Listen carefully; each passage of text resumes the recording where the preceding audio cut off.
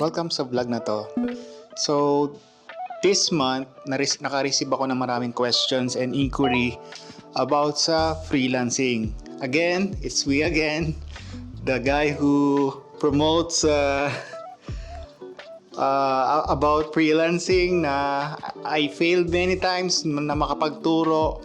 Pero ito yung summary. Lagi ko sinasabi sa mga nagtatanong kung paano mag-start na mag-freelance, ano yung kailangan habang may work ka o wala pa, para ma-sense mo kung ano yung feeling talaga na meron kang work from home at saka isa kang freelancer. Join ka ng mga groups, manood ka ng mga YouTube tutorials about sa life ng isang halimbawa programmer katulad ko.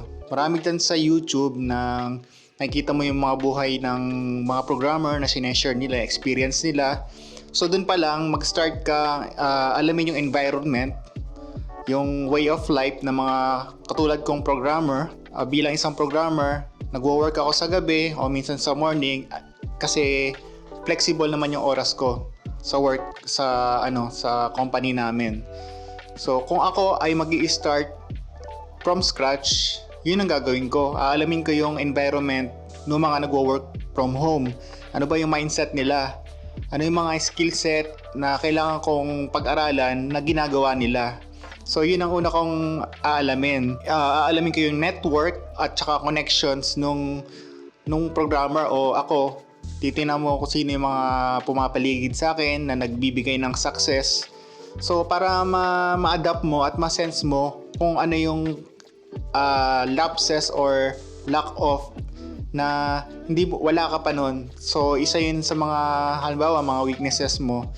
So yun, gawin mo yung ginagawa ng ng mga katulad ko na halimbawa programmer, ano yung way of life nila. Tapos i-feel mo lang yung way ng pag-iisip, yung mindset, hanggang ma-adapt mo na yung kung paano ma-possess yung mga talents at yung mga secrets ng mga successful na mga programmer at yung mga successful na freelancers. Tapos, halimbawa programmer ka, ang una kong gagawin from scratch, halimbawa kasi ako computer science and IT yung na-take ko. Halimbawa, wala akong background sa computer science and IT. Bali, gagawin ko, mag-aaral ako sa YouTube. Alamin ko kung ano yung mga stepping stone, self-taught na self-learning na isang developer. So maraming yan sa YouTube. Pero ang the best na gagawin mo, aralin mo yung mga basic na programming languages. Tapos pag-aralan mong mabuti yung object-oriented programming. Kapag ako ay from scratch uli, ang una kong gagawin, halimbawa nag-i-start na ako mag-aral ng programming languages, ang una kong sisimulan is yung iti-take ko yung course ng web development. Kasi sobrang na siya, in demand. Yun ang pinaka most in demand na path sa IT industry, kasi millions yung websites and possibilities na magawa mo. Kaya sa web development ako magpo-focus. Pero ako may background ako sa desktop and mobile application development. Pero web development kasi ako kasi kailangan mo mag-stick sa isa lang. Hindi ka pwedeng yung yung one man fits all ba yun? Kasi ang ginawa ko dati, ganun ginagawa ko. May desktop application project ako, may web development, meron pang nagkaroon din ako ng game development, pero nag-stick na lang ako sa web development. Bukod sa madali lang siya aralin, is in demand talaga, maraming opportunities para sa akin. So nag-stick ako doon. So ang gagawin ko pag nag-start ako bilang web developer is kakausapin ko yung mga may small businesses dito sa city. Sasabihin ko, gagawa ko sila ng website. Ipa-follow ko yung approach kung paano magkaroon ng project. Pero magbibigay ako ng discount, or kung magbubuo pala ako ng portfolio, sasabihin ko gagawa ko sila ng free website. Tapos yun, pwede kang mag-case study, bakit kailangan nila ng website. Pwede kang mag-create ng sample na o kaya actual na contract na ito yung ipoprovide mo sa kanila. Kasi kapag hindi ka nag-provide ng contract at yung scope mo, baka naman gaguhin ka nung gagawan mo, sasabihin nila masyado ng demanding, ay gawan mo rin to, ganto, ay ayoko na, gusto ko ganto. Kailangan may contract. Sa buong span ng aking experience dito sa web development, importante ang contract kasi masyado tayong mabait mga Pilipino, inaabuso tayo. Kaya ang gagawin ko, kahit ako ay from scratch pa lang na developer o nagsisimula pa lang, gagawa na ako ng contract para hindi ma-violate yung kaya mo lang i-provide. At saka kasi pag hindi ka nag-provide ng contract, mawe-waste yung oras mo sa hindi naman nakakatulong kung paano ka mag-improve sa web development. Kasi yun nga, masyado tayong aabusaduhin ng iba kasi libre. Yun. Don't forget na mag-create kayo ng contract kahit libre pa yung ipro-provide nyo.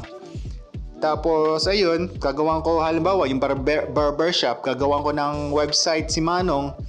Hingin kayo yung services, pipicturean ko yung ginagawa niya, tapos pag-aaralan ko kung paano i-promote yung kanyang service, ilalagay ko sa website bilang content. Tapos bibilang ko siya ng domain, tapos server, mga basic setup lang. Ayun. Doon sa contract na yun, patatakbuhin ko siya ng 1 year. So siguro i-shoulder ko yung siguro sa halagang 300 pesos per month babayaran mo para lang mapatakbo yung website. Halimbawa, nagka-5 na projects ka na, samples pa lang yun. Pwede ka nang magsimula magpabayad kasi may mga portfolios ka na At least 5, may pakita ka, may showcase ka na ganun. So yun yung isa sa mga path na ite-take ko para mag-started ako magkaroon ng portfolio. Mahalagang portfolio. Although mahalaga din ang diploma, pero these days mas more on portfolio at saka yung talagang tested ka na bilang programmer. Yun ang pinaka hinahanap ngayon ng mga client. Pero sa corporate at saka to comply sa market na ng mga companies, kailangan mo ng diploma. Pero bilang work from home, ako katulad ko, wala akong college diploma. Pero meron akong work na nagbibigay sa akin ng maraming opportunities pa at saka ito 10 years na ako sa company. So, yun. Pero mahalaga pa rin ang may diploma. Kasi para may fallback ka in case na hindi mag-work out yung work from home. Yun. Kailangan wag ka muna mag-let go sa current work mo. Kailangan maghanap ka at least pagbunuan mo ng 1 year ang pag-aaral ng work halimbawa mag-VVA ka, virtual assistant or programming. Hindi yan basta-basta na 1 week lang meron ka na. Hindi.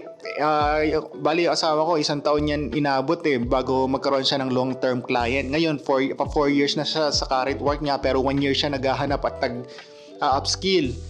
Yun ang importante, consistent ka. Yun ang secret din sa pag-freelancing at work from home na setup. Kailangan ready ka na, prepared ka lagi at bawat interview ina-analyze mo yung mga sinabi mo at para ma-improve yung pagsasagot mo sa mga interviews. Don't worry about sa rejection kasi part yan ng process. So, kailangan matyaga ka lang talaga, tyagaan at eventually siguro ipag-pray mo rin na gabayan ka at bigyan ka ng client na mabait, na bibigyan ka ng long-term opportunity.